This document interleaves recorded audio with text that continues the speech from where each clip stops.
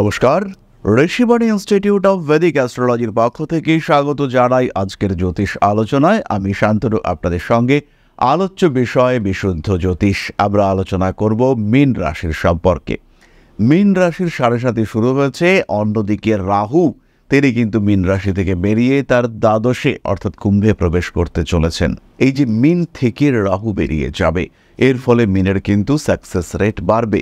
মীনের ক্ষেত্রে বাড়বে প্রাপ্তিযোগ, বাড়বে উন্নতির মাত্রা।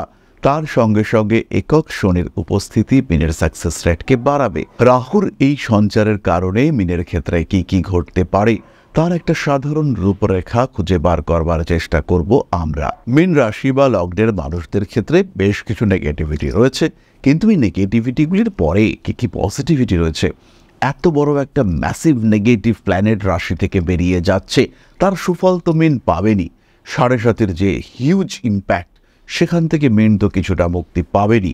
শনি রাহু কম্বিনেশন, এবং সেখান থেকে রাহু যখন বেরিয়ে যাচ্ছে তখন তো তার পজিটিভিটি বাড়বে।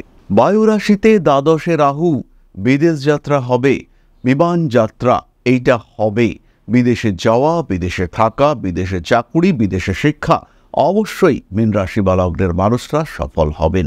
80% মীন রাশি বা লগ্নের মানুষ যারা বিদেশ যেতে চাইছেন, যারা বিদেশ যাওয়ার ইচ্ছা প্রকাশ করেছেন, তাদের কিন্তু অবশ্যই বিদেশ যাত্রার সম্ভাবনা তৈরি হতে দেখতে পাওয়া যাবে। তারা বিদেশ যাত্রা করতে পারবেন, এই বিষয়ে কিন্তু কম বেশি নিশ্চিন্ত থাকা যায়। যারা বিদেশ যাত্রার পথে বেশ কিছু বাধা পাচ্ছেন, সেই বাধাগুলি অপসারিত হবে, খরচ বাড়বে। খরচ কিন্তু কিছু বাড়তি হবেই। দ্বাদশে রাহু যাচ্ছে, খরচ বাড়তি হবে, এটাকে অ্যাকসেপ্ট করতে হবে। এটাকে যদি আপনি কন্ট্রোল করতে চান, রাহু কিন্তু আপনাকে ফিজিক্যালি অ্যাসাল্ট করতে চাইবে, শরীর খারাপ করিয়ে দিতে চাইবে। কারণ লগ্নের দ্বাদশ মানে আপনার ব্যয়, আপনার ক্ষতি, আপনার অস্বস্তি। তাই বাড়তি খরচকে অ্যাকসেপ্ট করুন। অ্যাক্টিভেশন থিওরি অনুযায়ী একটা গ্রহ একই সময় একটা টাইপের ফল দিয়ে থাকে। অর্থাৎ রাহু যদি আপনার খরচ করায়, তাহলে সে আপনার শরীরটাকে রেহাই দেবে। এই বিষয়ে আমরা ভরসা রাখতে পারি। গ্রহরা সিস্টেমেটিক, গ্রহরা কিন্তু নিয়মের বাইরে কথা বলে না। মানুষ নিয়মের বাইরে কথা বলে, কিন্তু গ্রহরা তা নয়। তারা অর্গানাইজড, তারা কিন্তু সবসময় একই দিকে ফল দিয়ে থাকে। এবং একদিকে ফল যদি বাধাপ্রাপ্ত হয়, অর্থাৎ রাহু আপনাকে চাইছে খরচ করাতে, কিন্তু আপনি খরচ করবেন না, আপনি কঞ্জুসি করছেন, তখন কিন্তু রাহু আপনাকে বাধ্য করবে খরচ করাতে। এবং সেই ওয়েটা যে কোন দিক থেকে হবে সেটা কিন্তু আনপ্রেডিক্টেবল হবে। সুতরাং যখন রাহু আপনার দ্বাদশে, খরচ হবে, তাকে অ্যাকসেপ্ট করতে হবে। এই খরচ করুন নিজের একটু শখের জিনিসপত্র কেনার জন্য, একটু বিলাসিতার জন্য, এবং তার ফলে কিন্তু আপনি ভালো থাকবেন। আপনি সিরিয়াসলি অনেকটাই বেশি ভালো থাকবেন। মাথা বিপত্তির সমস্যা আসলেও আপনার হ্যাপিনেস সেটা কিন্তু বাড়তে দেখতে পাওয়া যাবে। যে সমস্ত মানুষদের ক্ষেত্রে সন্তান প্রাপ্তিতে বাধা আসছিল, রাহু দ্বাদশে চলে যাওয়ার সাথে সাথে কিন্তু সন্তান প্রাপ্তি এটা সহজতর হতে দেখতে পাওয়া যাবে। সন্তান প্রাপ্তি, সন্তানকে বড় করে তোলা সম্পর্কিত বেশ কিছু ডিসিশন সেটা কিন্তু খুব সহজেই আপনি নিতে পারবেন। দ্বাদশে রাহু প্রবেশ করার সাথে সাথে বেশ কিছু টক্সিক রিলেশনশিপ থেকে আপনি বেরিয়ে আসতে পারবেন। বেশ কিছু বাধা বিপত্তি, সমস্যা, সংশয়, সেখান থেকে বেরিয়ে আসার ক্ষমতা এটা আপনার মধ্যেই দেখতে পাওয়া যাবে। ইমোশনাল হয়ে পড়বার সম্ভাবনা এটা অনেকটা কমবে। রাহু আপনার শরীরকে যে ক্ষতি করছিল, ক্ষয় করছিল, সেখান থেকে মুক্ত হওয়ার সংযোগ এটা বাড়তে দেখতে পাওয়া যাবে। রাহুর নেগেটিভিটি কমছে মীনের উপর থেকে, এবং বৃহস্পতির পজিটিভিটি, বৃহস্পতির স্টেবিলিটি মীন পেতে চলেছেন। ফলে মীন রাশি বা লগ্নের মানুষ তাদের কিন্তু ভালো হতে চলেছে। সমস্যা, বাধা, বিপত্তি, সংশয়, সেখান থেকে মীন কিন্তু মুক্ত হতে চলেছেন। সেভিংস করতে পারবেন কিছুটা হলেও, খরচ প্রচুর বাড়বে, ভাবনা চিন্তার গভীরতা বাড়তে দেখতে পাওয়া যাবে। বেশ কিছু কারণে পড়াশুনোয় বাধা এসেছিল, সেই পড়াশুনো আবার শুরু করা। ভীষণ ট্যালেন্টেড আপনি, কিন্তু কোনো কারণে আপনার ট্যালেন্ট কাজ করছিল না, সেই জায়গাটি থেকে নিজেকে রিমুভ করা, রিকভারি, এইটা কিন্তু দেখতে পাবেন মীন রাশি বা লগ্নের মানুষরা। খুব সহজভাবেই মীন রাশি বা লগ্নের মানুষদের কিন্তু হিউজ ইমপ্রুভমেন্ট দেখতে পাওয়া যাবে। পরবর্তী বিষয়টি হলো জমি, জায়গা, ভূমি। যারা ভাবছিলেন বাড়ি একটা রয়েছে সেটা বিক্রি করবেন, একটা বাড়ি বিক্রি করে নতুন আর একটা কিছু প্রপার্টি তৈরি করবেন, কিন্তু বাড়িটা বিক্রি করতে পারছিলেন না, তাদের ক্ষেত্রে কিন্তু এই বাড়িটা বিক্রির সম্ভাবনা বাড়বে। অতি দ্রুত বাড়িটা সেল আউট হয়ে যাওয়ার যোগাযোগ সেটা হতে দেখতে পাওয়া যাবে। জমি জায়গা সংক্রান্ত সমস্যা, সেখান থেকে মুক্ত হতে পারবেন আপনি। ঝামেলা ঝঞ্ঝাট ইত্যাদি থেকে মুক্তির সংযোগ সেটা বাড়তে দেখতে পাওয়া যাবে। রিলেশনশিপের ক্ষেত্রে কিছু সলিড ইম্প্যাক্ট সেটা ক্রিয়েটেড হবে। আগেই আমরা বললাম বেশ কিছু টক্সিক রিলেশনশিপ জীবন থেকে চলে যাবে, সেখান থেকে বেরিয়ে এসে নিজেকে হ্যাপি রাখা, আরেকটু হ্যাপি, আরেকটু সুন্দর রাখা, তার কিন্তু একটা সুযোগ আপনি দেখতে পাবেন। মীন রাশি বা লগ্নের মানুষদের মেন্টাল স্টেবিলিটি এটা বাড়তে চলেছে। মীন রাশির মানুষদের অ্যাংজাইটি, অস্থিরতা, সেখান থেকে মুক্তি পাওয়ার সম্ভাবনা দেখতে পাওয়া যাচ্ছে। বহু মীন রাশির মানুষ যারা মেন্টাল ডিস্টারবেন্স, ডিসঅর্ডার, অ্যাংজাইটি ইত্যাদিতে ভুগছিলেন, সেই মানুষগুলোর কিন্তু এই সমস্যা থেকে বেরিয়ে আসার সম্ভাবনা দেখতে পাওয়া যাবে। সেই মানুষগুলি কিন্তু নিজেদেরকে হ্যাপি রাখতে পারবেন, সেই মানুষগুলি কিন্তু নিজেদেরকে হেলদি রাখতে পারবেন। মীন রাশি বা লগ্নের মানুষদের গৃহ পরিবর্তনের সম্ভাবনা রয়েছে, তবে গৃহ পরিবর্তনের আগে একটু ভাবনা চিন্তা করতে হবে। জন্মকুণ্ডলিতে যদি বুধ ডিস্টার্ব থাকে বা এই সময় যদি বুধের বিপরীতধর্মী কোনো গ্রহের দশা চলে, তাহলে বাড়ি পরিবর্তন করে আপনি ডেকে আনবেন বাস্তু সমস্যা। সেই ক্ষেত্রে আরেকটু সময় দিতে হবে, আরেকটু ওয়েট করতে হবে, তারপরে আপনি গৃহ পরিবর্তন করতে পারবেন। যাই হোক না কেন, আলটিমেটলি রাহু সরে যাচ্ছে, এটা পজিটিভ। মীন রাশি মীন লগ্নের মানুষদের জন্য হিউজ পজিটিভ। ষষ্ঠে কেতুর কারণে অল্প বিস্তর সমস্যা সৃষ্টি হতে পারে। পেটের সমস্যা, উল্টোপাল্টা খেয়ে ইনফেকশন হয়ে যাওয়া, এই ধরনের সমস্যা আসতে পারে। বাট মীন রাশি বা লগ্নের মানুষ তারা কিন্তু সমস্যা মুক্ত হবেন, ঝামেলামুক্ত জীবন তারা কিন্তু অবশ্যই ফেস করতে পারবেন। অশান্তি, জটিলতা এগুলো আসবে, সেখান থেকে বেরিয়ে আসবার একটা সম্ভাবনা সেটা দেখতে পাওয়া যাবে। ধীর স্থিরভাবে নিজের লক্ষ্যের দিকে এগিয়ে যান, স্ট্যামিনা বজায় রাখুন, ভালো খান, সুস্থ থাকুন। মানসিক সুস্থতা, শারীরিক সুস্থতা বাড়বে এবং বাড়বেই, অবশ্যই বাড়বে। তাই নিজেকে ভালো রাখার চেষ্টা এটা আপনাকে করতে হবে এবং টোটালি এটা আপনাকেই করতে হবে। নিজের ইমোশনগুলির উপরে কন্ট্রোল রাখার চেষ্টা করুন।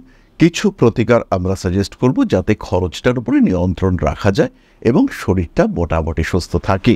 তবে তার আগে একটি ছোট্ট বিষয় শেয়ার করতে চাইব। আশা করি পরমপিতার আশীর্বাদে সবাই খুব ভালো আছেন। জীবনে চলার পথে বিভিন্ন সময় বিভিন্ন ক্ষেত্রে আমরা প্রত্যেকেই কিছু না কিছু জনহিতকর কার্য করে থাকি। রাস্তায় যদি একজন মানুষ এসে আমাদের কাছে সাহায্য চায়, আমরা যতটুকু সম্ভব তাকে সাহায্য করবার চেষ্টা করি। কখনো কিছু অর্থের বিনিময়ে, কখনো তাকে কিছু খাদ্য সামগ্রী কিনে দিয়ে, কখনো গাছের জল দিয়ে, কখনো পাড়ার রাস্তার কুকুরটিকে খেতে দিয়ে আমরা সমাজের উন্নতি করবার চেষ্টা করি। আমরা সমাজের প্রতি আমাদের সামাজিক দায়বদ্ধতা পালন করবার চেষ্টা করি। কারণ প্রত্যেকেই আমরা মানুষ, প্রত্যেকের মধ্যেই রয়েছে মনুষ্যত্ব, প্রত্যেকেই আমরা অপরকে সাহায্য করবার জন্য অল্প বিস্তর দায়বদ্ধ। এই ভাবনা নিয়েই অধ্যাত্ম, সেবা এবং প্রকৃতি পূজনের ব্রতী হয়েছে আমরা। আপনাদের সহযোগিতায় গঠন হয়েছে পরম ব্রহ্ম মিলন মঠ ও সেবাশ্রম। দীর্ঘদিন ধরেই, প্রায় বিগত 3 বছর ধরে বিভিন্ন সময়ে, বিভিন্ন অবস্থায়, বিভিন্ন পরিস্থিতিতে মানুষের পাশে গিয়ে আমরা দাঁড়িয়েছি। মানুষের পাশে যতটা সম্ভব সাহায্য করবার চেষ্টা আমরা করেছি আমাদের ক্ষুদ্র সামর্থ্যে। বারংবার আমরা পেয়েছি আপনাদের সাহচর্য, বারংবার আপনারা বাড়িয়ে দিয়েছেন আপনাদের সহযোগিতার হাত। তাই আরও একবার আপনাদের সামনে আজ আমি আবার এসেছি পরবর্তী কর্মসূচিকে বাস্তবায়িত করবার জন্য। বিগত দিনগুলিতে বিভিন্ন সময়ে আমরা বিভিন্ন ক্ষেত্রে ডোনেশন কর্মসূচি করেছি। আমরা শীতকালে কম্বল বিতরণ করেছি, মোজা, চটি বিতরণ করেছি, মশারি বিতরণ করেছি ডেঙ্গুর সময়, করোনার সময় খাদ্য সামগ্রী বিতরণ করেছি আমরা। তার সঙ্গে সঙ্গে ছোট ছোট শিশুদের পড়াশুনো এগিয়ে যাওয়ার জন্য সারা বছরের সমস্ত শিক্ষা উপকরণ আমরা বিতরণ করেছি। তাদের সঙ্গে আমরা সময় কাটিয়েছি এদের শিক্ষার ক্ষেত্রে যাতে ডেভেলপমেন্ট হয়, তাই বেশ কিছু এলাকায় আমরা সম্পূর্ণ বিনামূল্য কোচিং সেন্টার পরিচালনা করছি। এবং বিশেষ বিষয়টি হলো যে প্রত্যেকটি ক্ষেত্রেই আপনারা কিন্তু প্রত্যক্ষ বা পরোক্ষভাবে আমাদের সঙ্গে আছেন। এই কর্মসূচিগুলিকে সঠিকভাবে এগিয়ে নিয়ে যাওয়ার জন্য এবার প্রয়োজন হয়ে পড়েছে একটি পরিকাঠামো, একটি সুগঠিত আশ্রমের, যেখানে বেশ কিছু মানুষ আশ্রয় পাবে, যেখানে বেশ কিছু বৃদ্ধ বৃদ্ধা তাদের দিনগুলিকে আরেকটু খুশির মধ্যে নিয়ে আসতে পারবেন, যেখানে বেশ কিছু অসহায় শিশু তাদের অভিভাবক খুঁজে পাবে, যেখানে বেশ কিছু নিষ্পাপ প্রাণ বিকশিত হওয়ার সুযোগ পাবে, যেখানে বেশ কিছু নিষ্পাপ প্রাণী তারা তাদের আশ্রয় খুঁজে পাবে। এই আশ্রম পরিকল্পনার জন্য, তার পরিকাঠামো নির্মাণের জন্য আমরা একটি জায়গা সিলেক্ট করেছি। সেই জায়গাটি ক্রয় করবার জন্য প্রয়োজন বিপুল অর্থের, যেটি কেবলমাত্র আমাদের প্রচেষ্টায় সংগ্রহ করা অসম্ভব। তাই আপনাদের প্রত্যেকের কাছে ছোট্ট অনুরোধ, প্রত্যেকেই অল্প অল্প করে এগিয়ে আসুন। প্রত্যেকের বিন্দু বিন্দু অনুদানে একদিন সিন্ধু স্বরূপ গড়ে উঠবে পরম ব্রহ্মমিলন মঠ ও সেবাশ্রম। আমাদের প্রত্যেকের স্বপ্ন সমাজের জন্য কিছু করে যাওয়ার, সমাজকে উন্নততর পর্যায়ে নিয়ে যাওয়ার এই যে প্রচেষ্টা, এই যে ইচ্ছে, এই যে উদ্যম, এই উৎসাহ বাস্তবায়িত হবে আপনাদের সহযোগিতার মাধ্যমে। তাই আপনাদের প্রত্যেকের কাছে স্বনির্বন্ধ অনুরোধ, যতটুকু সম্ভব, যতটুকু সামর্থ্য, হতেই পারে অতি ক্ষুদ্র সেই সামর্থ্য, কিন্তু এসে পাশে দাঁড়ান। ইতিমধ্যেই বহু মানুষ তাদের যথাসম্ভব সাহায্যের হাত আমাদের দিকে বাড়িয়েছেন। আমরা তাদের প্রতি কৃতজ্ঞ, আমাদের আন্তরিক ধন্যবাদ আমরা জানাই তাদের প্রতি। এবং আপনাদের কাছেও আমাদের অনুরোধ, আপনারাও একটু একটু করে এগিয়ে আসুন। সবাই যদি অল্প অল্প করে এগিয়ে আসি, তাহলেই কিন্তু বিরাট কোনো স্বপ্ন বাস্তবায়িত হতে পারবে। সকলেই যদি অল্প অল্প করে এগিয়ে আসি, তাহলেই কিন্তু বিরাট এই মহান কর্ম বাস্তবায়িত হতে পারবে। একদিন আমার আপনার প্রত্যেকের স্বপ্ন পরম ব্রহ্মমিলন মঠ ও সেবাশ্রম আধ্যাত্ম সেবা এবং প্রকৃতি পূজনের এই মহান দায়িত্ব নিয়ে এগিয়ে আসতে পারবে, একটি জায়গা তৈরি করতে সক্ষম হবে। সবাইকে জানাই অগ্রিম ধন্যবাদ এবং শুভেচ্ছা। সবাই খুব ভালো থাকবেন। নমস্কার। কলকাতার সঙ্গে সঙ্গে এখন কিন্তু আমরা দুর্গাপুরেও নিয়মিত থাকছি। যারা দুর্গাপুরে নিজেদের সম্পর্কে জানতে চাইছেন সরাসরি যোগাযোগ করুন। তাছাড়াও আমরা এই মাস থেকে আগরতলাতেও থাকছি। মে মাসের 26 এবং 27 তারিখে আমরা থাকছি আগরতলায়। পরবর্তী বিষয়টি হলো গুয়াহাটিতে আমাদের নতুন ইনস্টিটিউশন স্টার্ট হতে চলেছে। পরবর্তী বিষয়টি হলো জ্যোতিষ শিক্ষা। অনলাইন এবং অফলাইন মোডে নতুন ব্যাচে ভর্তি চলছে। যারা একটু অবসর সময় পাচ্ছেন, যারা জ্যোতিষকে আরেকটি পেশা হিসেবে গ্রহণ করতে চাইছেন, সরাসরি ঋষিবাড়িতে ভর্তি হন। অনলাইন এবং অফলাইন মোডে নতুন ব্যাচ শুরু হচ্ছে। সরাসরি যুক্ত হন ঋষিবাণীর সাথে। তাহলে এবার আমরা চলে আসি আলোচনার পরবর্তী পর্যায়ে, অর্থাৎ প্রতিকার। মীন রাশি বা লগ্নের মানুষরা ছোট্ট ছোট্ট দুটি প্রতিকার ধারণ করুন। প্রথমটি হলো একটি 5 মুখী রুদ্রাক্ষ এবং দ্বিতীয়টি হলো একটি সিট্রিন ব্রেসলেট। এই 5 মুখী রুদ্রাক্ষ এবং সিট্রিন ব্রেসলেটের ধারণ আপনার জীবনের সাধারণ সমস্ত সমস্যা থেকে আপনাকে বার করে নিয়ে আসবে। জীবনের যে কোনো জটিলতা থেকে আপনাকে ফ্রি হতে সাহায্য করবে। বাধা বিপত্তি, সমস্যা, অশান্তি জীবনে আসতেই পারে, তার উপরে নিয়ন্ত্রণ নিয়ে আসা, সেটা আপনি করতে পারবেন এই দুটির সাহায্যে। এবং যেহেতু রাহু আপনার রাশিকে পরিত্যাগ করে বেরিয়ে যাচ্ছে, এটা একটা হিউজ পজিটিভিটি, এটাকে ইউটিলাইজ করতে হবে। সামান্য প্রচেষ্টা এই রাহুর নেগেটিভিটিকে একদম নিউট্রালাইজ করতে সক্ষম। কারণ সময় আপনার জন্য ভালো, সময় আপনার জন্য পজিটিভ, বেনিফিশিয়াল। নিজেকে জানুন, নিজেকে বুঝুন, নিজের প্রতি আরেকটু যত্নশীল হয়ে উঠুন। তাতে কিন্তু অতি সহজভাবে আপনি ভালো থাকতে পারবেন। টাফ সিচুয়েশনগুলিকে আরেকটু বেটার সিচুয়েশনে কনভার্ট করা যাবে। আজকের আলোচনা আমরা আর দীর্ঘায়িত করব না। সবাই সুস্থ থাকুন, ভালো থাকুন। মা শ্রী শ্রী আদিশক্তির আশীর্বাদ বর্ষিত হোক আপনাদের প্রত্যেকের উপর। জয় মা আদিশক্তি। নমস্কার।